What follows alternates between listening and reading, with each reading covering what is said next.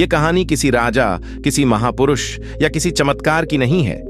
ये कहानी है एक साधारण इंसान की, आप जैसी, मेरी जैसी। ये कहानी है डर से साहस तक, मौन से महाशक्ति तक और हार से अर्थपूर्ण जीत तक के सफर की।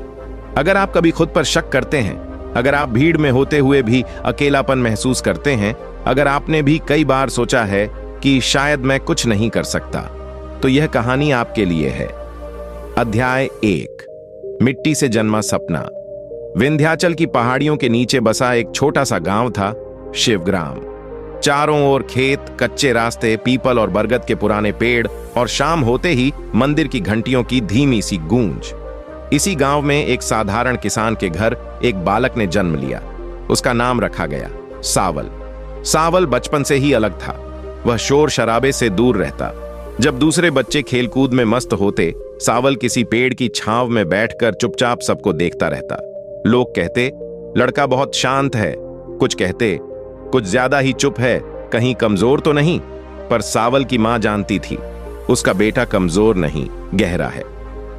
अध्याय 2, स्कूल और पहला डर। सावल जब स्कूल गया तब उसकी चुप्पी और साफ दिखाई देने लगी।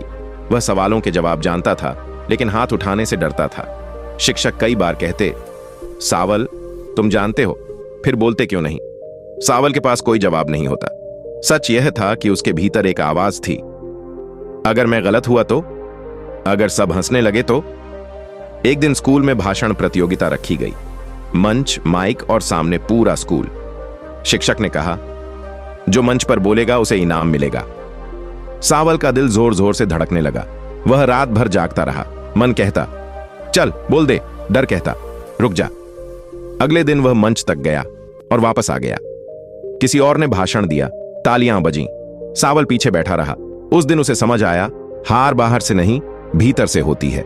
अध्याय 3, मां की सीख। घर लौटकर सावल फूट फूट कर रो पड़ा। उसकी मां ने उसे सीने से लगाया। मां बोली, बेटा, हर फूल एक ही मौसम में नहीं खिलता, कुछ को समय लगता है। उस रात मां ने एक बात कही जो सावल के दिल में बैठ गई। मौन कमजोरी नहीं होता, अगर भीतर सच हो। अध्याय 4, समय का थपेड़ा। समय बीता। सावल बड़ा हुआ। गांव की जमीन उतनी उपजाऊ नहीं रही। बारिश धोखा देने लगी। कर्ज बढ़ने लगा। एक रात पिता ने कहा, अब शहर जाना होगा। सावल पहली बार गांव से बाहर निकला। शहर उसके लिए एक अजाना युद्ध था। तेज रफ्तार, ऊंची इमारतें और चेहरे जिनके पास वक्त नहीं था। उसे एक फैक्ट्री में काम मिला। मशीनों का शोर, मालिक की डांट और थकान, यही दिनचर्या बन गई। सावल चुपचाप सब सहता रहा। अध्याय 5, भीतर टूटना। हर रात वह खुद से पूछता, क्या यही जिंदगी है। वह बोल नहीं पाता, विरोध नहीं कर पाता। उसे लगता, मैं कमजोर हूं, पर असल में वह बस डरा हुआ था। अध्याय 6, पहला साहस। एक दिन फैक्ट्री में बड़ा हादसा हुआ। एक मजदूर मशीन में फंस गया। सब डर गए। मालिक चिल्लाया, काम बंद मत करो। सावल का दिल कांप रहा था, पर उसके पैर आगे बढ़ गए। उसने कहा, पहले इंसान है, मशीन बाद में। उसकी आवाज साफ थी। सब रुक गए। मजदूर की जान बच गई। उस दिन सावल ने जाना, डर के बावजूद बोलना ही साहस है। अध्याय 7, गुरु का मिलना। एक रविवार वह पार्क में बैठा था। वहां एक वृद्ध साधु ध्यान में बैठे थे, चेहरे पर अद्भुत शांति।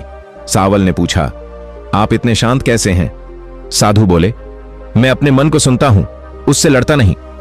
वे थे आनंद भिक्षु, पूर्व प्रोफेसर, अब साधक। उन्होंने सावल को ध्यान सिखाया, सिर्फ सांस देखना। अध्याय 8, मौन की साधना। 5 मिनट से शुरू हुआ ध्यान धीरे धीरे आधे घंटे तक पहुंचा। सावल के भीतर स्थिरता आने लगी। बाहर की आवाजें उसे कम हिलाने लगीं। आनंद भिक्षु कहते, जो अपने मन का मित्र बन जाता है, उसे दुनिया का डर नहीं रहता। अध्याय 9, कलम की शक्ति। सावल ने लिखना शुरू किया। डायरी में अपने डर, अपने सपने, अपनी गलतियां। लिखते लिखते उसे एहसास हुआ, उसके पास कहने को बहुत कुछ है। उसने मजदूरों के लिए छोटे नोट लिखने शुरू किए। लोग पढ़ते, सोचते, मुस्कुराते। सावल पहली बार बिना बोले सुना जाने लगा। अध्याय 10, सबसे बड़ी गिरावट। फैक्ट्री बंद हो गई, सब बेरोजगार। सावल टूट गया। पैसे खत्म, उम्मीद डगमगा गई। वह आनंद भिक्षु के पास गया। सब खत्म हो गया। भिक्षु बोले, जो भीतर खड़ा है वह कभी खत्म नहीं होता। अध्याय 11। वापसी। सावल गांव लौटा। लोग हैरान थे। शहर से वापस? उसने कहा, अब यही कुछ बनाना है। अध्याय 12। संघर्ष का नया अध्याय। उसने युवाओं को जोड़ा। जैविक खेती, शिक्षा, बचत समूह। लोग हंसे, फिर सोचे, फिर जुड़े। पहली फसल असफल रही, लोग अलग हुए। सावल टूटा पर रुका नहीं। अध्याय 13। असफलता से दोस्ती। उसने गलतियां मानी, सीखा, फिर कोशिश की। दूसरी बार हालात बदले, गांव में भरोसा लौटा। अध्याय 14। मंच पर वापसी। जिला कार्यक्रम में सावल को बोलने बुलाया गया। वही डर, वही मंच। उसने आंखें बंद की, सांस देखी और बोलना शुरू किया। इस बार शब्द नहीं अटके, अनुभव बोले, तालियां बजीं। अध्याय 15। मौन से महाशक्ति। सावल समझ गया, मौन से डर नहीं, शक्ति जन्म लेती है। गांव में पुस्तकालय बना। दीवार पर लिखा गया, जो खुद से जीत गया वही सच्चा विजेता है। अंतिम संदेश। यह कहानी आपको यह याद दिलाने के लिए है, आप कमजोर नहीं हैं, बस रुके हुए हैं। डर आपका दुश्मन नहीं, संकेत है। मौन आपकी कमी नहीं, आपकी ताकत हो सकती है। आज एक छोटा कदम उठाइए, खुद की सुनिए, वहीं से आपकी महाशक्ति शुरू होगी।